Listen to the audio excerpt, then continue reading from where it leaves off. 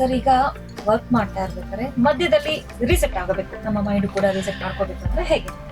Yes, of course, it's very essential. We call it in a short break technique. Short break technique means it's in 5 minutes or 10 minutes or 15 minutes. You must take a break in between.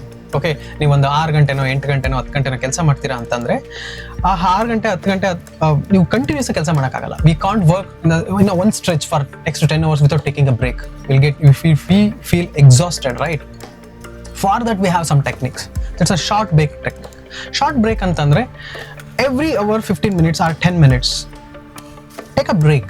That is an intentional break. What I am asking, intentionally means ನಾನು ಇವಾಗ ನನ್ನ brain ಫಂಕ್ಷನ್ಗೆ ಒಂದು pass ಕೊಡಬೇಕು ಅಂತಾನೆ ನಾವು ತಗೋಬೇಕು. ನಾವೆಲ್ಲ ಕೆಲವು ಏನ್ ಮಾಡ್ತೀವಿ ಅಂತಂದ್ರೆ ಓಕೆ ನಾವು ಬ್ರೇಕ್ ತಗೋತೀವಿ ಅಂತೀವಿ, ಬ್ರೇಕ್ ತಗೊಂಡು ಏನ್ ಮಾಡ್ತೀವಿ ಅಂದ್ರೆ ಗಾಸಿಪ್ ಮಾಡ್ತೀವಿ. ಅದಾಗ್ತಿದ್ಯಾ?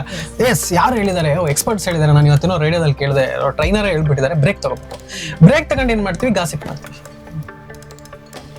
Again, the gossiping is another dangerous activity. Is what you do unknowingly. It sucks your energy actually. ಅರ್ಥ ಆಯ್ತಾ? ಓಕೆ, ಸರ್ ಹೇಳಿದ್ದಾರೆ ಅಥವಾ ಯಾರೋ ಹೇಳಿದ್ದಾರೆ, I'll take a break, I'll watch my phones. In that phone again you will get connected, right? So my total intention for this 15 minutes break, disconnect from everything, just connect with yourself, observe, reset the process, decide your priority of the hour.